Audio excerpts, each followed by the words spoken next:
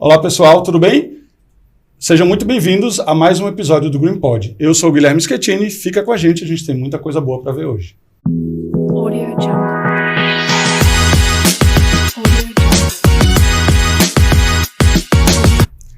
Então, eu queria hoje começar apresentando para vocês nosso convidado, Dr. Patrick Sampaio. Dr. Patrick, seja muito bem-vindo aqui ao Green Pod.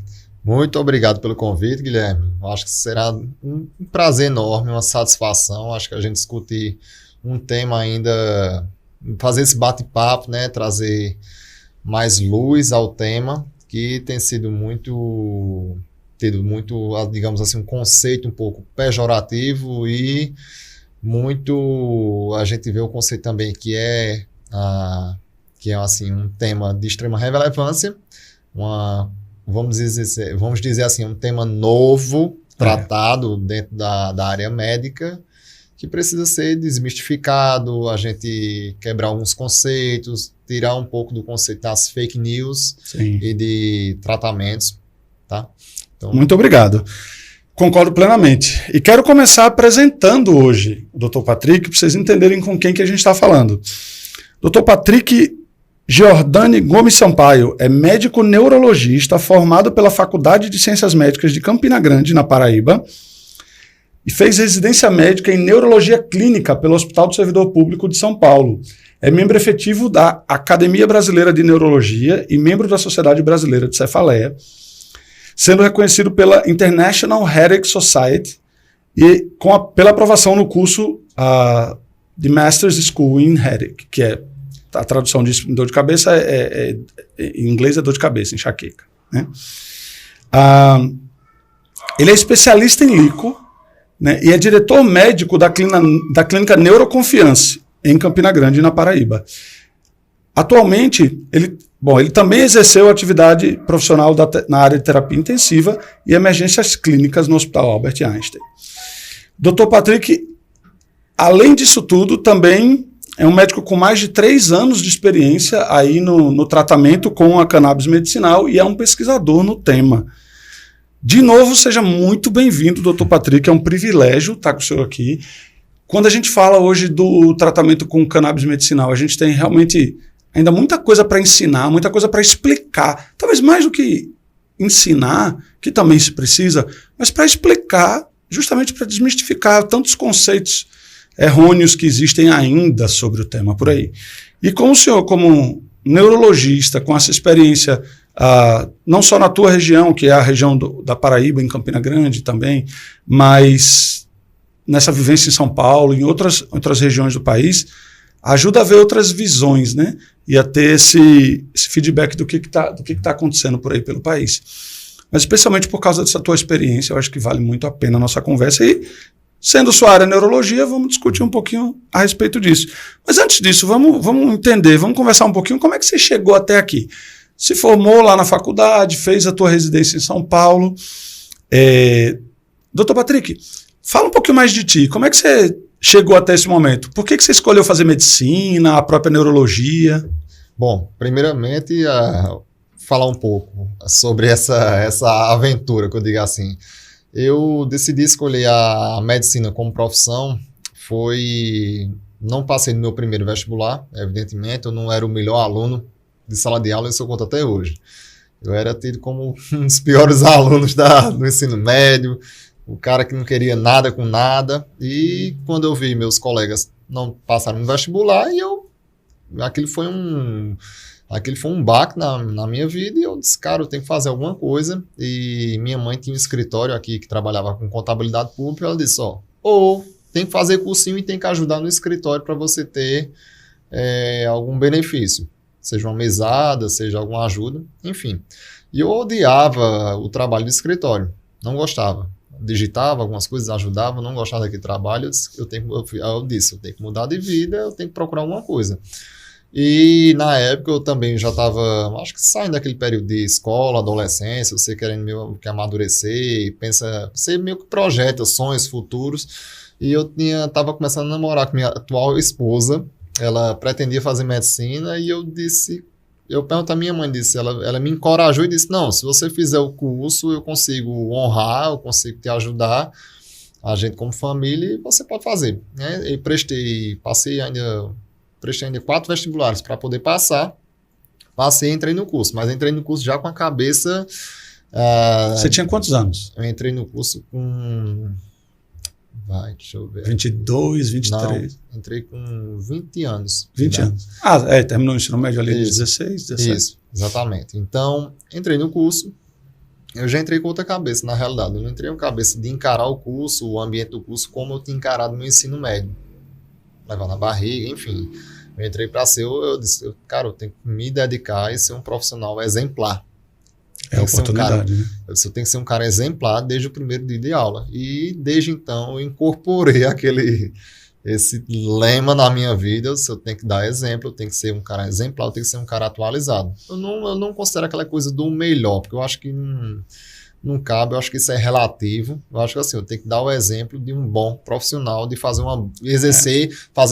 de fazer o bom exercício da profissão. Só ter as melhores notas não significa ser o melhor, né? Pronto. Especialmente quando você fala de medicina. Você disse tudo. Então, assim, a minha concepção era essa. Então, e eu tinha uma comunicação muito boa, assim, consegui me comunicar, falar com as pessoas. Aprendi muito durante o curso, mas assim, eu não queria neurologia de cara. Eu acho que o acadêmico de medicina, quando ingressa na faculdade, ele quer fazer sempre aquela especialidade que ele se sente médico. Aí, uma delas é fazer uma especialidade com habilidade cirúrgica. Enfim, eu quero ser cirurgião de alguma coisa. Você sabe que a gente tem seriados, tem programas de TV, tem muita coisa que lhe impulsiona a ser um cirurgião, um clínico, um emergencista, enfim, salvar vidas, que era aquele cenário, enfim, de um acidente, de uma cirurgia super complicada, ou fazer uma neurocirurgia. Você percebe isso em filmes, né? Aquela coisa muito hollywoodiana. É verdade. Enfim, eu comecei a acompanhar muita cirurgia. E assim foi, acompanhar a cirurgia, e eu virei meio que, assim, rato, que a gente chama um termo, rato de cirurgia, rato de hospital, acompanhar, começar a auxiliar, e fui tendo muita experiência nesse sentido, por fora. Então, assim, o curso médico hoje, eu sempre digo, quando eu fui professor, apesar de jovem, fui professor ainda no curso médico, aqui em Campina Grande. Eu sempre digo, o curso não se faz na faculdade. A faculdade ela lhe dá uma visão inicial, mas para você ter um aprendizado em medicina é como construir um castelo, é como construir uma casa. Você precisa de todo aquele conhecimento que você teve lá na base, nas ciências básicas, né, que é entender como funciona o corpo humano, para você entender o estado de doença e como fazer o tratamento de suas doenças e os seus respectivos diagnósticos.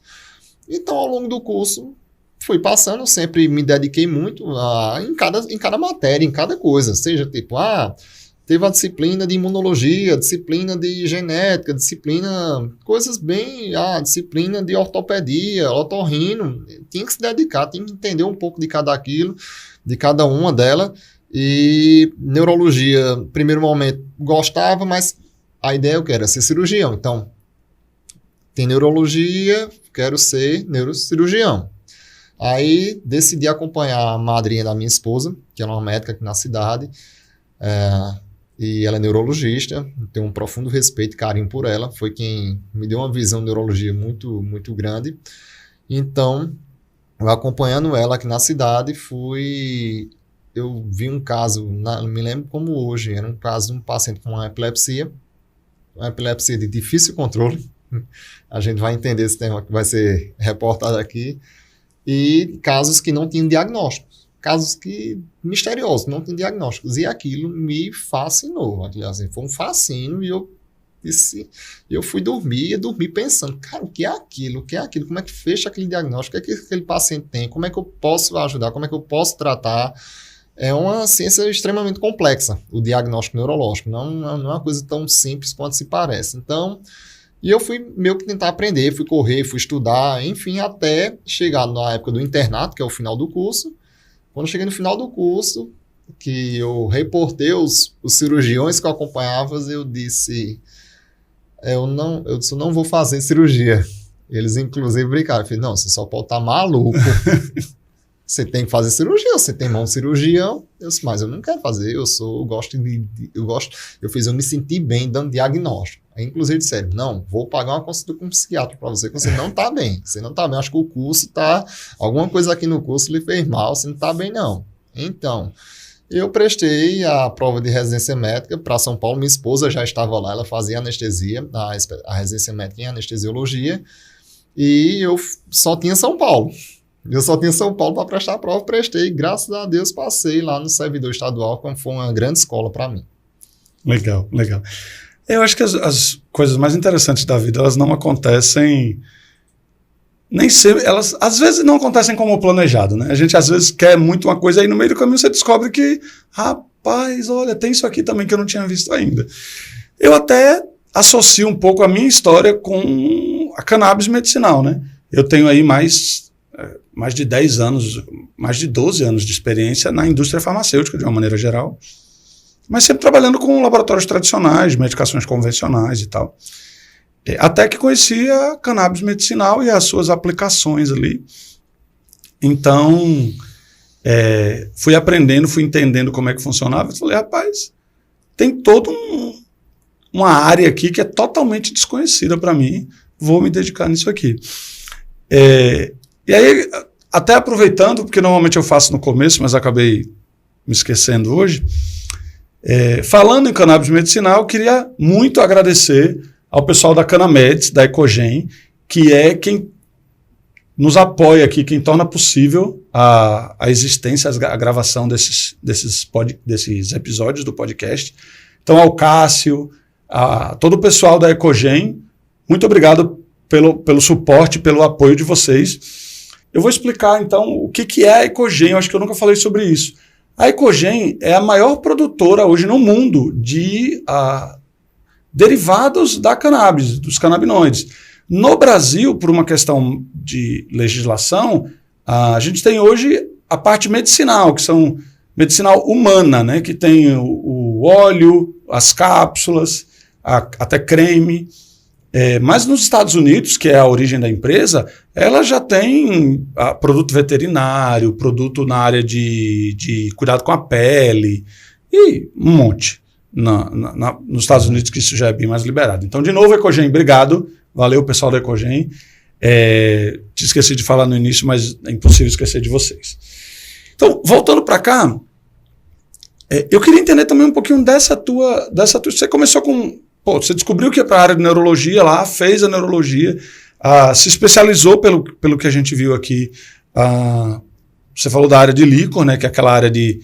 Me corrija se eu estiver errado. O líquor é o líquido da coluna espinhal que você retira para fazer exames laboratoriais em cima dele, não é isso? Deixa eu só dar uma explicação breve. Bom, eu terminei seguindo o caminho da... Eu tinha a intenção... Sempre tive a intenção, durante a minha formação em neurologia em São Paulo, em voltar para aqui, para Paraíba. Então, eu não queria ficar um mega subespecialista numa área, que nem a gente vai ver aqui, por exemplo. Eu tenho colegas aqui, médicos, excelentes pessoas que subespecialista só em doenças inflamatórias, ou seja, doença que inflama o sistema nervoso da pessoa. Grande exemplo, esclerose múltipla. Eu não posso, eu ficava com aquela sensação, mas eu vou voltar só para atender esclerose múltipla ou neurologia geral, eu queria ver uma coisa mais ampla, que me desse mais amplitude para diagnóstico, o diagnóstico neurológico. Então, e explorar o mundo do líquido era uma coisa que poucas pessoas, acho que hoje no Brasil, da neurologia, explora o estudo do líquido. Mas quando eu digo assim, explorar é você trabalhar com o líquido. Entendi. Então, assim, a gente tem uma amostra biológica que eu posso fazer diagnóstico em doenças infecciosas, que é a principais, meningites, aí a gente tem pacientes com dores de cabeça, que você vai investigar se a pressão está aumentada ou não, a própria esclerose múltipla e outras doenças que inflamam o sistema nervoso e doenças degenerativas, no caso, as demências. Sim. A gente pode usar o líquor para o diagnóstico de demências também. Então, veja que a gente começa a ampliar o diagnóstico e também facilitar um tratamento de um paciente. Então, assim, a ideia era essa. E minha ideia era tentar me especializar, entender mais sobre isso e trazer esse recurso diagnóstico para aqui, para a nossa região. Entendi. E, como você falou, essa é uma área que te ajuda muito no diagnóstico desse paciente. É para começar a descobrir ou se já descobriu, é entender melhor qual é a situação que ele está passando ali naquele momento, o motivo pelo qual ele te procurou. E isso você faz lá na neuroconfiança, você faz lá você tem um laboratório associado também ao teu consultório que faz toda essa parte para aquele paciente que está interessado, que está nos ouvindo hoje e que gostaria de procurar. Joia. E aí você mencionou, até já na área de neurologia, você mencionou a esclerose múltipla, as epilepsias, as demências. Quando a gente fala de cannabis medicinal, quando a gente fala de canabidiol, inclusive o primeiro grande estudo e a primeira grande aprovação nos Estados Unidos do uso do canabidiol foi para o tratamento da espasticidade na esclerose múltipla, né? Que inclusive o produto que foi aprovado pelo FDA, Anvisa e tudo mais, foi o que começou que abriu as portas desse processo. Óbvio que já se falava muito sobre epilepsia e tal, porque crianças epiléticas despontaram aí como principais usuários. Mas eu queria ouvir um pouquinho da tua experiência. Como é que tem sido... Pode falar, desculpa. Não, eu tava falando assim, como é que foi que eu comecei a prescrever... como é que você... Entender um pouco, explicar. Eu acho que, assim, cabe uma introdução, porque, assim, a gente imagina que, entendendo um pouco sobre, digamos assim, o uso medicinal da cannabis, a gente imagina que deve ter, eu acho que toda escola médica ou toda residência médica vai tratar esse tema. Não, assim, é um tema novo mesmo para a gente, para a neurologia, e eu acredito que a cannabis, ela é um produto que tem o seu maior rol, que eu digo assim, a sua maior, de doenças que eu posso utilizar, pelo menos assim, na minha experiência, é dentro da neurologia. Sim.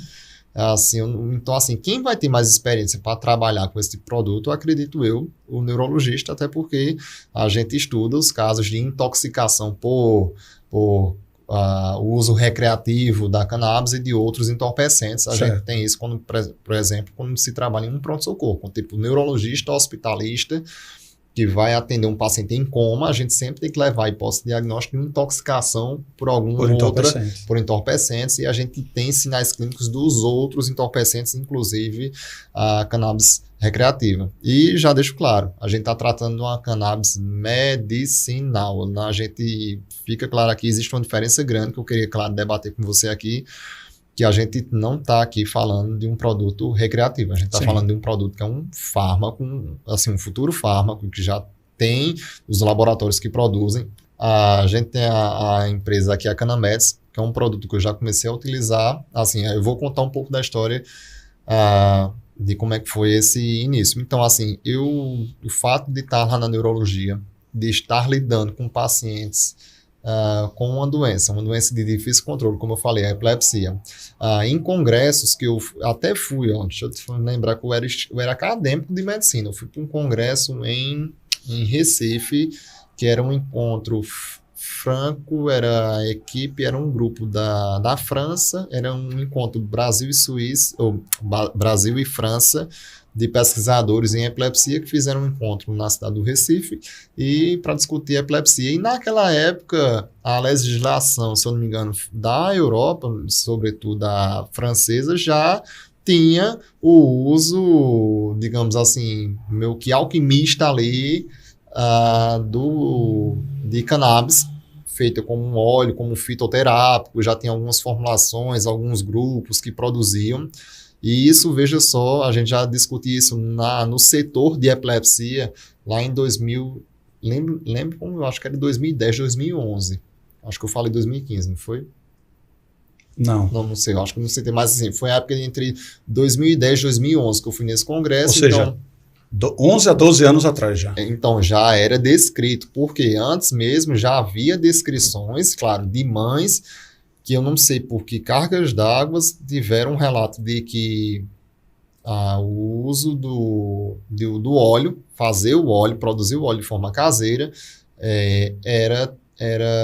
tinha um benefício para essas crianças de epilepsia de difícil controle, não só associado a algumas síndromes genéticas, mas crianças que tinham retardo mental junto com a epilepsia, que seria uma indicação. Então, ali já era discutido e foi ali onde começaram os estudos. Mas, assim, veja só, qual é o problema que a gente tinha?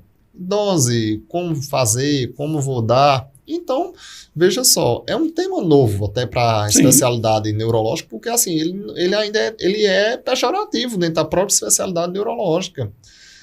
Não são todos os neurologistas que se sentem confortáveis em estar prescrevendo, mas veja só, o fato de eu atendo hoje no serviço público aqui na cidade, que eu tenho casos de muito difícil controle. Então eu tenho que resolver, eu tenho que trazer alguma solução para essa família que tem esse paciente. Então foi aí que eu comecei a usar. Eu comecei a usar os produtos derivados de cannabis com pacientes em epilepsia, sobretudo crianças. E depois eu comecei a estudar, por exemplo, crianças que têm uma forma, por exemplo, existe uma forma de paralisia cerebral que é a paralisia espástica. Isso dá muita dor. E essas crianças... Ela fica dura, né? Muito dura, né? Então, os pais relatavam, assim, semblantes de conforto. Como as crianças não falam, falavam assim, olha, estou dando, eu vejo ela mais confortável. Então, foi aí, por exemplo, que com concomitância, ou seja, começaram a surgir também o uso aprovado lá nos Estados Unidos para o uso recreativo em pacientes terminais, na medicina paliativa, pacientes em cânceres terminais que sofriam de dor oncológica. Não sei se você soube que houve liminares para que esses pacientes, como, digamos, tenham uma qualidade de vida, pudessem usar até de forma recreativa. Mas veja, a gente não está tratando aqui e, digamos, dando sinal positivo para a forma recreativa. Longe disso, que fique claro, a gente quer trabalhar com um produto que tem sua evidência, ou seja, já é evidente e já é um fato que ele traz benefícios para aquele sujeito que tem aquele problema de saúde que a gente vamos discutir daqui para frente. Né? Doutor Patrick, então, pelo que o senhor acabou de me dizer, cannabis para fins medicinais e maconha não são a mesma coisa. Com certeza, não são a mesma coisa. Maconha é um termo, a gente tem um termo popular, assim, da planta, e a gente atribui logo ele a um termo pejorativo, um termo recreativo de uma droga que é usada aí de forma recreativa. Então, quando a gente tem isso no consultório, na prática médica, a gente não está prescrevendo maconha. Que fique claro isso aqui, ouvinte, não prescrevemos maconha, tá? A gente prescreve derivados de cannabis, porque vocês vão ver aqui que a própria empresa, ela tem um encarte aqui, deixa muito claro. A gente tem vários produtos que são derivados da cannabis. Não é só o canabidiol, não. A gente tem outras coisas que vêm oriundo dessa planta que, eu lhe digo, tem o seu fim recreativo, tem, mas por um lado, digamos assim, um lado meio tropeçado, meio errado, a gente teve um lado medicinal que está beneficiando muita gente. E a gente vê também na história, quando a gente vai para a história em si, a gente vê que o extrato da cannabis, mesmo de uma maneira muito rústica, ele já era utilizado há muitos anos. O professor Mechoulam, por exemplo, que descobriu ali o sistema endocannabinoide, a gente está falando de pelo menos 60 anos. Quando a gente fala do... Eu assisti uma aula recente que mostrava que a rainha Vitória usava óleo derivado de cannabis porque ela sofria de... o que hoje se entende como endometriose, né? Sim. Mas que ela tinha dores horríveis assim, no período menstrual e tal. Então, quando você vai na história, você vê na lista de medicamentos que ela utilizava, né? E tinha lá extrato de cannabis sativa. Então, assim, é o que a gente brinca, né, muitas vezes. A cultura popular acaba se mostrando extremamente científica, né? Sim. Você só precisa ter tempo para estudar e para mostrar. Então, acho que esse ponto é importante para a gente reforçar que não é um chá que você faz em casa, não é um cigarro que você fuma, não é isso. Isso é totalmente diferente do que é cannabis para fins medicinais, para tratamento. E falando em tratamento, me fala um pouquinho da tua experiência. O que você tem, na tua prática, o que você tem visto, quais perfis de paciente, em que tipo de doenças você tem visto que a cannabis tem a melhor ação e um melhor resultado para o teu paciente? Bom, vou começar introduzindo que eu para deixar bem claro, explicado, até para caso um colega assista esse nosso bate-papo, que fique claro. A cannabis hoje, a própria Academia Brasileira de Neurologia, ela tem um guideline, ou seja, um guia falando o que é que tem benefício, o que é que pode ser previsto de efeitos positivos ou negativos com o uso de cannabis medicinal. Primeiro ponto, eu acho que ainda estar para vir ainda muitos estudos, e isso a gente precisa que sejam realmente as universidades, por isso que a gente precisa de investimento em educação. Muito. Educação, a gente precisa quebrar um tabu, uma barreira, para que em educação, quando a gente chama de educação de nível superior, é em universidade que acontece de a gente pegar um produto com esse e estudar nas doenças. Aí, primeiro ponto, quando você vai comparar outras drogas, a gente não está comparando ele como um fármaco, digamos assim, um fármaco oficial. Aqui, por exemplo, quando a gente pega uma molécula que nem a carbamazepina, eu estou comparando ele com os dois para ver qual é o mais quem é mais anticonvulsivante. Não. A gente viu que nesse guideline ele disse o benefício como a cannabis como fim medicinal para o uso, digamos, associado adjuvante. Sim. Por exemplo, aí começou casos refratários de epilepsia, que você começou a usar usando convulsivantes, foi escalonando, ou seja, quando você foi aumentando, foi associando mais um remédio, mais outro, aumentou a dose, você já tentou de tudo, dieta, tentou outros remédios, enfim, não está resolvendo. Aí veio o produto derivado da cannabis, o canabidiol, né? Vamos citar como canabidiol para ficar mais fácil, né? Uhum. Aí, a partir disso, começou a haver em outras situações da neurologia, que a própria academia diz. Então, ela traz o uso da terapia canabinoide em epilepsia, como efeito bem positivo, no tratamento da dor crônica associada à espasticidade. Veja só, vamos... O exemplo que você mencionou da criança, por exemplo. Uma criança, um paciente que teve um AVC, imagina um paciente que teve um AVC e com o membro está todo rígido. O membro está todo rígido lá. Claro, ele não é o principal tratamento para a espasticidade, ele é mais uma peça... Mais uma que ferramenta. ajuda, mas assim, faz uma diferença. Minha sensação, porque eu uso, eu prescrevo, quando tem a indicação eu prescrevo, e meus pacientes relatam esse feedback, que faz uma diferença, assim, muito, muito clara, o tratamento quanto o antes e o depois. A gente não sabe explicar qual é o mecanismo que faz isso, porque realmente a gente precisa de muito estudo. É uma molécula complexa, né? Então a gente tem o uso... falei sobre epilepsias, falei sobre espasticidade e dor crônica. Dor crônica é um tema que, assim, a gente precisa até falar um pouco mais, gastar mais um pouco de tempo para explicar. O processo de dor, veja só, o indivíduo, quando sente dor é um sistema de alarme, né? Sim.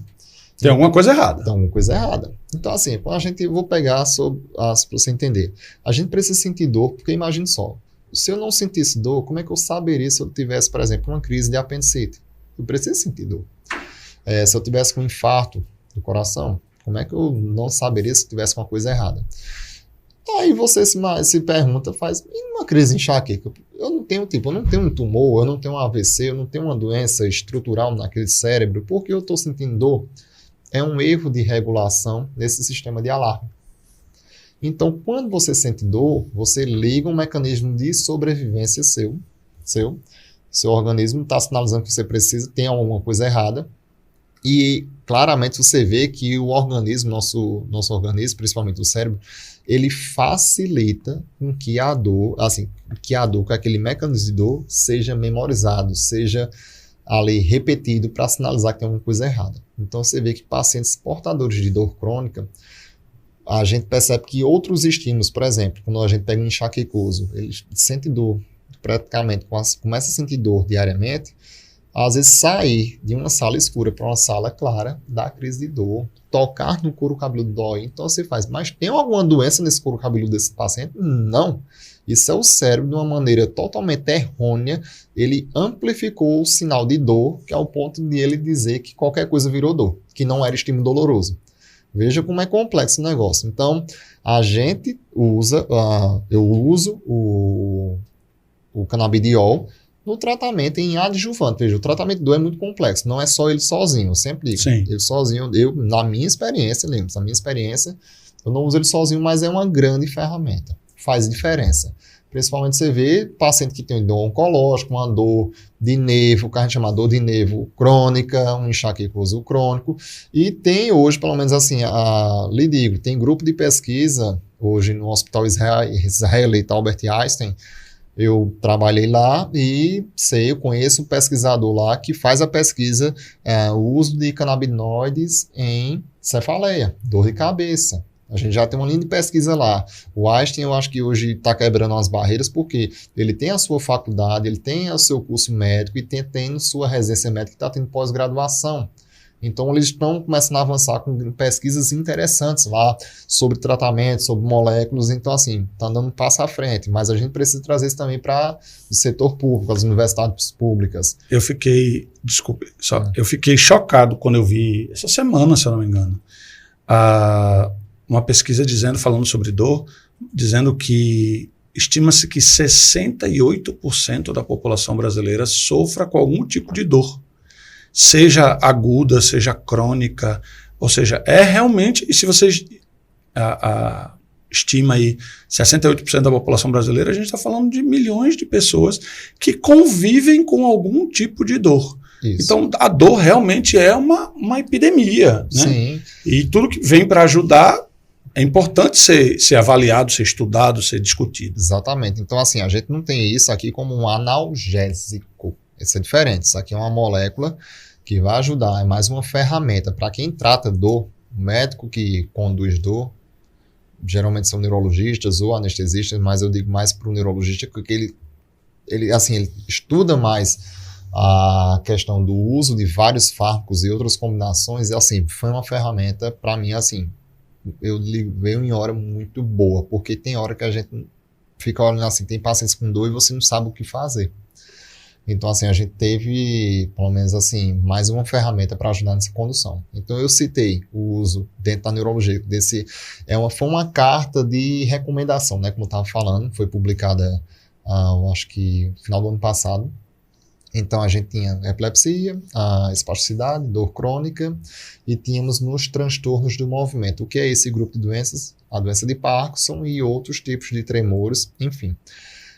Não se sabe ao certo o papel dos canabinoides nesse grupo de doenças. Se você me perguntar, você tem paciente portador de Parkinson que usa o canabidiol? Sim, tem. Só que o motivo da entrada dele é um pouco complexo, porque a doença de Parkinson é complexa. Você sabe, o paciente que tem Parkinson, ele sente dor também. Sim. Então, assim, só pela dor que ele sente, o incômodo daquele membro rígido, duro, um paciente com Parkinson avançado, ele pode ter outro motivo. Por exemplo, tem alterações que a gente chama do humor, um paciente que tem tendência a ser mais deprimido, muito mais ansioso. Sim. Eu acredito que a melhora que a gente vê não é a melhora da parte motora do Parkinson, porque realmente a gente não tem nenhum estudo ainda mostrando que eu dar o canabidiol vá melhorar a função motora. Por exemplo, o paciente está lá travado em cima de uma cama, tomou canabidiol, soltou. Não é isso. Mas a gente tem que entender o papel dele, por que motivo ele está entrando. E, por esse motivo, eu acho ele uma ferramenta terapêutica muito interessante. Até porque nesse próprio guideline, ele fala que em alguns estudos observou-se um papel neuroprotetor. Sim. Principalmente agora na parte que a gente chama cognição, que seria as doenças como as demências. Pacientes com Alzheimer ou outros tipos de demência. Mas, um ponto importante. Eu acho que é uma prescrição que tem que ser muito consciente, muito bem estudada, porque quando a gente for pensar, eu tenho um paciente com Alzheimer, eu vou sair colocando canabidiol para todo mundo. Tem que ter muito cuidado, porque se a doença você perde memória, se você tem um prejuízo na memória, nas outras funções cerebrais, a gente tem que ter uma percepção de prescrição, que você tem um efeito ali, que você tem que saber o que é que você quer atingir com a dose desse produto, para não usar ele de forma errada, ter efeito colateral indesejado, por exemplo, piorar a memória, piorar uma sonolência do paciente e a família ficar com repulsa e começar a desacreditar do tratamento. Sim. Mas nos estudos que, por exemplo, a USP lidera alguns estudos em cognição, o uso de terapia canabinoide, tem visto um efeito neuroprotetor. protetor, né? Protetor. Meus pacientes eu costumo usar também em algumas indicações, porque veja só, o paciente quando chega com uma doença crônica dessa, ele não só tem uma coisa, ele só tem só um Alzheimer. Geralmente é um paciente idoso que tem outras dor crônica, que tem ele pode ter já sequela de outra doença neurológica, por exemplo, um paciente que já teve um AVC, que evoluiu com um quadro demencial, que tem espasticidade, tem dor crônica, espasticidade, ou seja, eu vou listando um pouco, ou seja, e com um produto que eu consigo usar para cobrir, assim, ele cobre alguns sintomas, vários sintomas, que, então assim, é por isso que eu acredito que o médico, o neurologista aqui, ele tem que dar um estudo, assim, eu encorajo que vamos estudar, assim, cair o quê? Nos estudos, vamos estudar, vamos ver a evidência científica, não vamos ter um olhar pejorativo. Eu digo assim, eu acho que o médico ele tem que ser crítico. Vai ser lançado vários fármacos daqui para frente. Eu acho que a gente, como médico, não pode, a gente tem que ser crítico e dizer assim, eu acredito que a gente não pode ter aquela primeira atitude inicial, que é o quê? Não funciona. Sem nem conhecer. É igual criança que não quer comer sem nunca ter provado. Eu não gosto, mas nunca provou. Então, eu acho que no mínimo, pela profissão que a gente exerce, por tudo que é lançado, que é estudado, a gente no mínimo tem que ter um olhar crítico. A gente não precisa ser um cientista. Eu acho que tem perfis e perfis de médicos. Tem médicos uns que são cientistas. Tem uns que gostam de estudar, tem uns que adoram ficar aqui, né, assim, em estudo, enfim, estatística e tal, dados. Tem aquele médico que não gosta disso, que ele quer uma informação correta, é isso que eu estou dizendo. Então, a gente tem que propagar informação baseada em evidência. Então, assim, tudo que eu estou falando aqui está lá escrito e está publicado. Se a gente botar lá recomendações da Academia Brasileira de Neurologia, que é a nossa academia, que regula nossa atividade profissional, ela tem esse guideline, esse artigo que foi publicado na nossa revista, que é a revista se chama Arquivos de Neuropsiquiatria, revista indexada, que é indexada na comunidade internacional, que é feita por revisores, ou seja, tem editores, tem revisores, pessoas que viram esses estudos, que trazem justamente a gente que eu particularmente não me sinto naquele perfil do médico estudioso que fica olhando estudos, pesquisando tudo que existe. Né? Não tem, porque eu sou um médico assistencialista, eu presto muita assistência, eu estou atendendo muito paciente, então eu estou prestando muita assistência e eu não tenho esse tempo todo para estar toda hora, mas eu preciso ter informações confiáveis, então isso aqui, veja só, o que eu estou falando é baseado nessas recomendações da academia e vou reforçar.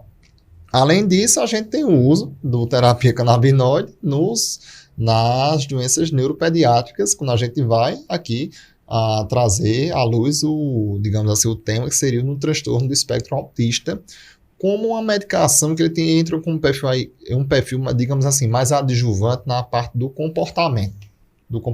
Então, é um tema mais complexo, que eu acho que você já deve ter conversado com um neuropediatra aqui, também episódio, mas assim, ele tem o seu papel ali nessa população. Tá. Você vê como é que o uso dentro da neurologia, ele é amplo.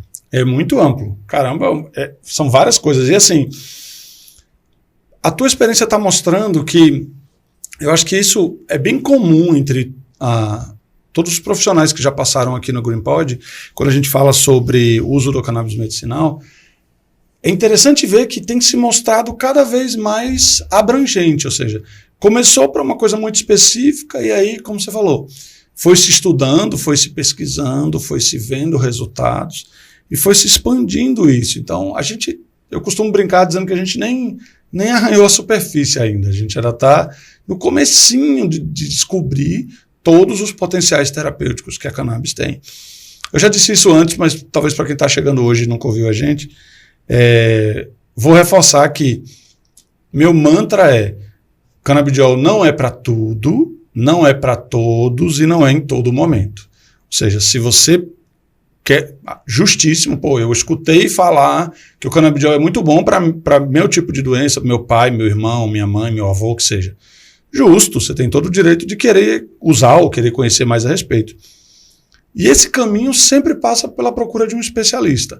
vale muito a pena, e aí, por isso que eu gosto sempre de trazer especialistas que têm experiência com o produto, até para as pessoas saberem quem procurar e também ouvirem alguém que não está só nesse campo da teoria. Ah, não, porque eu li que... Não, olha, eu já pesquisei assim assado, eu já usei, eu tenho visto esses resultados XYZ. Então, é muito bom ter profissionais como você aqui, porque a gente vai não só desmistificando, mas ensinando para a pessoa o caminho, né? Poxa, vamos lá, pegar alguns ganchos que você passou. O uso do canabidiol na espasticidade para ajudar aquele paciente como adjuvante, na dor crônica, nas epilepsias refratárias, naquele paciente autista que talvez está com comportamento mais alterado. Então, poxa, para dor crônica, dor é um mundo. Então, que tipo de dor crônica? Dor resistente, né? Aquela dor que você... E aí eu sempre gosto de reforçar isso. Eu acho que vale a pena um comentário aqui. Você vê a epidemia que a gente está passando nos Estados Unidos, né? Com o uso de opioide de forma indiscriminada. Então, é verdade. Eu acho que a gente tem que tocar nesse ponto, porque, veja só, para o uso de canabinoides aqui, os canabidióis, a gente tem, o Brasil, pelo menos assim, eu digo, eu tenho orgulho do país que eu vivo, porque assim, a gente não tem essa cultura de prescrever opioide de forma indiscriminada, conforme no continente americano. Assim, é grave, a gente está vivendo uma epidemia, as pessoas estão morrendo lá por overdose de opioide. Assim, isso aí é notícia, pode botar lá no... Pesquisou no Google, você acha, e é vendido o antídoto em farmácia. Você vê que assim, não é mentira minha, não. Teve colega que estava em Nova York, em farmácia, vendido um antídoto contra o opioide. Então, veja, por que eu vou ter esse olhar pejorativo com canabidiol, se a gente pode usar ele como ferramenta terapêutica? Eu lhe digo, longe do opioide, ele não causa aquela história, nenhum mínimo da atrocidade que o opioide pode causar. Claro, opioides, os pacientes que tenham sua indicação devem ser usados, mas não é uma coisa que eu prescrevo, eu lhe digo, eu não prescrevo opioide. Assim, eu já declaro, assim, eu como neurologista eu não prescrevo opioide, salvo sua indicação. Eu acho que é um remédio muito de uso restrito hospitalar. Eu acho que os pacientes não têm, digamos assim, a questão de dor. Existe aquele comportamento da dor, que você toma uma dose de um remédio, não está resolvendo, você toma outro e assim sucessivamente. E assim, existe um comportamento de querer, a ânsia de resolver, de tirar a dor, ela é muito forte em quem está sentindo dor. Então, acho que assim, o médico tem que estar acompanhando junto. Então, assim, esse tipo de remédio, para mim, é de uso restrito hospitalar nas suas indicações, né? Que isso aí é tema. Mas, assim, veja só, a gente tem uma coisa, um produto farmacêutico, industrialização, com dose aqui, para poder a gente usar. Eu acho o seguinte, você me falou o mantra, para mim, eu acho que nem 8, nem 80. A gente tem que procurar as doses terapêuticas. A gente precisa de estudo para isso. Só para explicar, né, para quem talvez está ouvindo a gente hoje que não conhece muito bem o termo, o que é um opioide, né? A gente fala de... quando a gente se refere a opioides, são drogas derivadas do ópio, né, que são normalmente anti-inflamatórios, analgésicos, que têm seu uso restrito, controlado. Tem muito anti-inflamatório que a gente conhece por aí, que são aqueles que você compra... Né, livremente no balcão da farmácia, e tem os opioides que são, no Brasil, eles são de uso controlado, precisa de um receituário especial e tal. Isso. Mas que vale a pena até reforçar, pegando teu gancho, que nos Estados Unidos eles tinham uso livre. O cara comprava de balde, tinha uns negócios assim no mercado. Então, já é mais restrito um pouco o uso. É restrito, só que você vê com a questão do protocolo. A gente tem aquela síndrome de pequinês. Por isso que eu estou dizendo assim, eu sempre puxo a sardinha para a gente ter orgulho da nossa prática médica aqui. Nos nossos protocolos de assistência à dor, a gente tem um opioide, mas não é o principal elemento. Por exemplo, uma dor, ele bota lá, quando você vai ler um protocolo americano, por exemplo, você está num pronto-socorro, está com dor de cabeça, por exemplo, uma crise de enxaqueca. Lá, talvez eu possa estar falando uma coisa errada, mas lembro, por não conhecer o protocolo deles, mas em livros eu já vi alguns guidelines que poderiam ser usados opioides como uma segunda, digamos, uma terapia de segunda linha. Se você chegou, você pode ter tomado uma dipirona.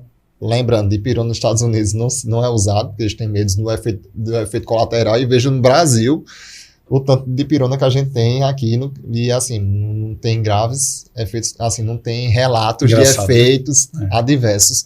Então a gente tem o uso muito do paracetamol lá, uma droga muito mais tóxica para o fígado. Então a gente tem o uso do opioide sempre como uma segunda linha, não como uma terceira ou quarta linha. Então, e o opioide ele tem um comportamento diferente no nosso organismo, de causar dependência química, Sim. de receptor. É isso que eu estou falando. Você usou e, veja só, eu digo com experiência mesmo, com propriedade, por causa da enxaqueca. Ele piora o tratamento da minha assim, paciente com enxaqueca, porque os receptores que ele atua não melhora a dor do enxaquecoso, porque a dor do enxaquecoso é diferente. Então, assim, eu já deixo assim, dito e claro, tem até um protocolo elaborado pela Sociedade Brasileira de Cefaleia, aprovado pela Academia Brasileira de Neurologia. A gente não usa opioide em tratamento de pronto-socorro aqui em crise de dor de cabeça, enxaqueca. Eu acho que o grande ponto que você está trazendo é, poxa, existem algumas opções, a gente às vezes tem medo, e eu digo, a gente, vocês como médicos ou a gente paciente, tem medo de usar um canabidiol, quando na verdade o canabidiol tem efeitos colaterais mínimos. Existem, lógico que existem, né? Toda medicação tem efeitos colaterais, são passíveis de ter efeitos colaterais. Existem, mas são efeitos mínimos e assim, o próprio uso a longo prazo, especialmente do canabidiol isolado, tem se mostrado perfeitamente seguro, né? Então, veja só, eu vou fazer um questionamento. Quando, assim, você procurar saber de uma pessoa que usa recreativamente a cannabis, ele sabe a dose que ele está inalando ali? Ele sabe a proporção de canabidiol? Ele não sabe nem o que tem dentro do negócio. Então, minha gente, é isso que eu estou falando. A gente está falando assim. Então, assim, vamos puxar para a coisa séria. A gente está tratando de um produto que tem o seu benefício. Assim, um produto seguro, que a gente pode usar em crianças. Veja só. Veja como começou. Se fazia um extrato, ninguém sabia a dose, não sabia nada. Se já dava, isso aí já era ofertado para criança. Crianças epiléticas, né? E a gente usa em idoso, usa adulto. Então, assim, eu acho uma molécula híbrida, assim, fantástica para quando ela é muito bem indicada. Eu acho que, assim, o paciente, às vezes, ele sofre muito, vai sofrer um bocado até chegar, poderia ter sido usado em um dado momento. Então, por isso que eu estava te falando. A gente precisa, como médico também, ter essa consciência, se é um pouco curioso, ler, estudar, se é neurologista, se não se sentir confortável, entendo, a gente respeita, mas pelo menos eu só digo, não crie uma fake news, não diga termos pejorativos, não contraindique, não diga, não diga blasfêmia, né? Porque assim, dizer que não tem evidência, aí é mentira, já é fake news. E se você ainda não tem esse conhecimento e está talvez até já procurando, mas não se sente seguro ainda, indica para um colega que já tem experiência e que pode ajudar a resolver essa questão. Doutor Patrick, a gente vai se encaminhando para o fim desse episódio, mas eu queria uma última pergunta, saber de ti o seguinte, quando que você tem, pensando de uma maneira geral, né, porque seria muito específico cada uma, mas quando você tem escolhido entrar com cannabis, sim? Pensa num perfil de paciente, por exemplo. Você mencionou aqui que ele não é primeira linha de tratamento, não é segunda. Então, normalmente, vamos falar de dor, que talvez é um dos assuntos que a gente mais falou aqui. Quando tem um paciente com dor crônica, em que momento você decide usar o canabidiol? Bom, primeira parte, quando assim, eu recebo o paciente, a gente faz a consulta e fecha o diagnóstico, entende se aquela dor, por exemplo, eu tenho um paciente portador de enxaqueca crônica, eu costumo avaliar o paciente para ver o que ele já usou antes, o que não funcionava, efeitos colaterais de outras medicações que ele já havia usado anteriormente, porque acontece isso, o paciente tenta usar um remédio e realmente aquele remédio não servir para ele. Cada organismo não é assim. Sim, qualquer remédio, né? Qualquer remédio, pronto, que isso seja também entendido. Qualquer remédio, como a gente trata com remédios de ação no sistema nervoso, tem pacientes que não vão tolerar certos efeitos adversos. Então, assim, eu levo em consideração tudo isso e também eu vejo qual é a velocidade de tratamento aqui que eu consigo atingir com aquele esquema de tratamento para trazer um alívio para esse paciente.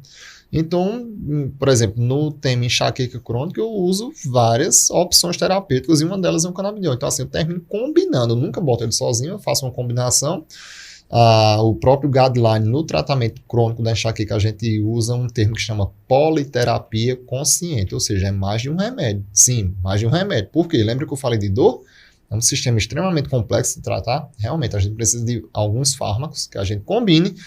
E minha sensação, quando eu coloco o canabidiol, existe uma melhora. Assim, eu consigo encurtar mais o tempo de ter uma velocidade, de uma melhora daquele sintoma do paciente, assim, num tempo mais hábil. Joia. Doutor Patrick, eu queria te pedir para... A gente falou muito sobre dor, falou sobre outros, mas a gente falou muito sobre dor de cabeça, sobre enxaqueca, que é uma área que a gente vê que... Eu tenho certeza que quem está ouvindo a gente conhece alguém que sofre de enxaqueca. Sim. Certeza. Eu conheço alguns. Então, assim, a gente vê que é uma coisa que já existe muito e que cada vez aumenta mais. Você tem percebido esse aumento dessa população enxaquecosa ao longo do tempo? Sim, a gente, só para deixar aqui em destaque, a enxaqueca, assim, existe um consórcio internacional que ele estima a gravidade das doenças neurológicas, de várias doenças no mundo, ele manda para a Organização Mundial de Saúde, e das doenças neurológicas, a enxaqueca é a segunda doença mais incapacitante. Mas como assim? Enxaqueca. Porque causa dor. É uma doença que causa dor e tem um risco de cronificação elevadíssimo. Principalmente no período da minha vida, assim, um período de vida muito produtivo, que é o adulto. Ali depois dos 20 anos, dos 20 aos 40, é a idade que a gente está produzindo. Então assim, esse paciente crônico, ele é multifatorial. Existe tipo falha de tratamento, não usou o remédio correto, fatores ambientais, psicossociais. Quando a gente passa a entender enxaqueca, a gente vê o quão complexo é e a gente precisa ir abordando todos esses fatores para poder também reabilitar esse paciente. Porque o quê? Ele está em idade produtiva. Então, quando ele tem uma crise e está em casa, ele não está produzindo, ele está perdendo tempo com a família, trabalho e tempo pessoal que ele faz. E enxaqueca, eu sempre digo, parece que ele é tratado feito um patinho feio dentro da ciência neurológica, dentro da ciência médica. Uma crise de enxaqueca. Quem não sofre não tem noção de como que é incapacitante. Alguém já tentou trabalhar aqui com uma dor martelando sua cabeça toda hora aqui, ó, pulsando? Não consegue, realmente não consegue. Então existe uma perda laboral intensa em crise de enxaqueca. E eu lhe confesso, como se eu fosse dono de uma empresa, claro, eu sou neurologista, assim, vamos tratar a paciente, se passa importante de enxaqueca, vamos procurar tratar, vamos procurar reabilitar para tornar esse cidadão produtivo, porque ele em crise, em doença, não é assim... não vai produzir nada. Eu particularmente, conheço algumas pessoas que têm realmente enxaqueca incapacitante. Eu tenho, assim, uma crise ou outra muito esporádica, e nem é das mais graves, assim. Eu estou me avaliando por outros, né? Então, eu tenho uma amiga mesmo que ela não sai de casa. Quando ela tem crise de enxaqueca, ela fica dentro do quarto, com tudo fechado, sem luz, porque ela fica realmente assim, transtornada. Então, então eu recebo esse paciente crônico, esse paciente grave. Então, assim, para mim, ele já tem indicação de usar. Preciso usar um produto que... A ideia desse tratamento não é sumir com a enxaqueca porque não vai ter cura, mas a gente modular a dor de um ponto que ele, quando for ter crise, ele sente que vai ter crise, ele sabe o que ocasionou a crise dele, que ele toma o remédio adequado de crise e a crise resolva em 20 minutos. Esse seria, digamos assim, o meu momento ideal de eu dizer, esse paciente está tratado, por exemplo, ele pode estar no trabalho, numa viagem, com a família. Pergunta quantas pessoas já tiveram num programa de família, teve uma crise de enxaqueca e teve que, digamos, abandonar, sair, abortar a missão naquele programa. Veja, às vezes uma criança não vai entender aquilo, né? Então, assim, a gente tem que procurar, sim, ter ferramentas de tratamento e, mais uma vez, assim, o canabidiol, ele trouxe mais uma ferramenta para a gente trabalhar com esse fenômeno doloroso para o quê? Ir dessensibilizando, ir reabilitando esse paciente. Joia.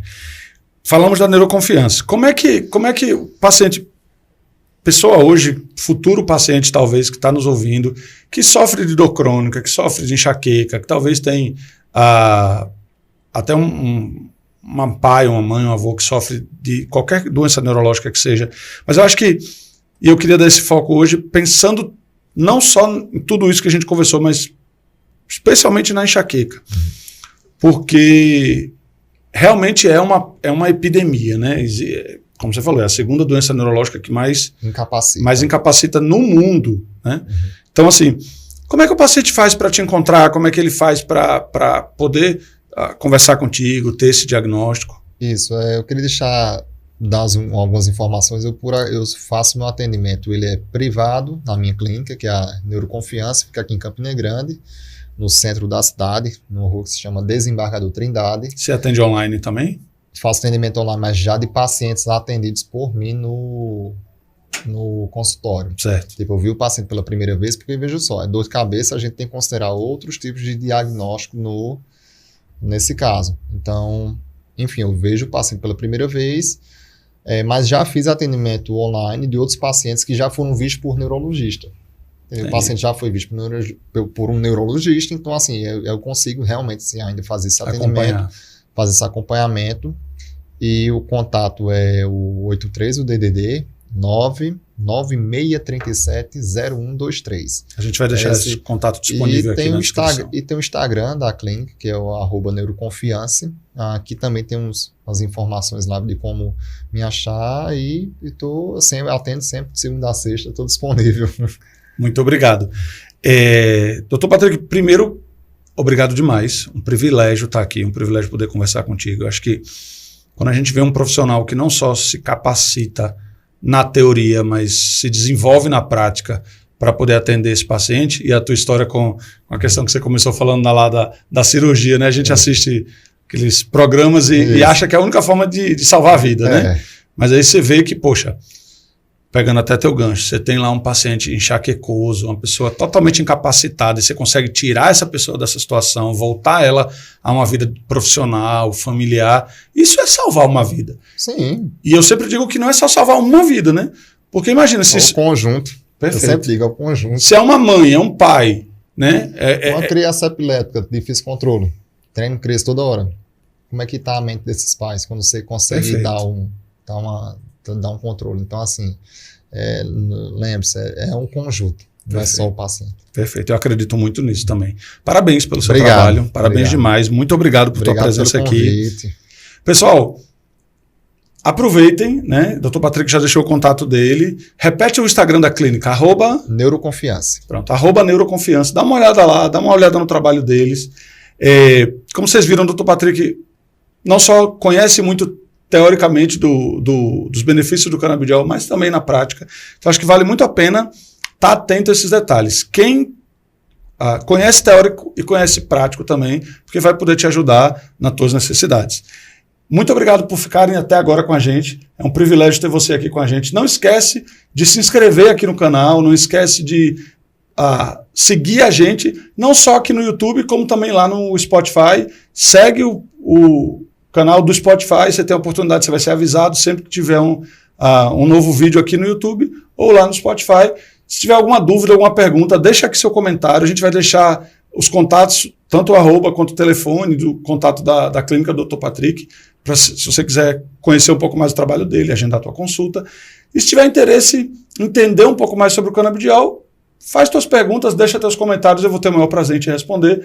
De novo, muito obrigado ao pessoal da Ecogen, muito obrigado ao pessoal da Canameds, que tornou isso aqui possível, tá? Que tem ajudado a gente a divulgar, a espalhar essa informação científica e verídica. É um prazer sempre estar aqui com vocês. Se vocês quiserem mais informações também sobre a própria Ecogen, sobre a Canameds, deixa aqui tua pergunta, acessa lá o perfil deles, @canameds.brasil, acesse o nosso perfil no Instagram, @greenpod_br, tá? Obrigado demais e até a próxima.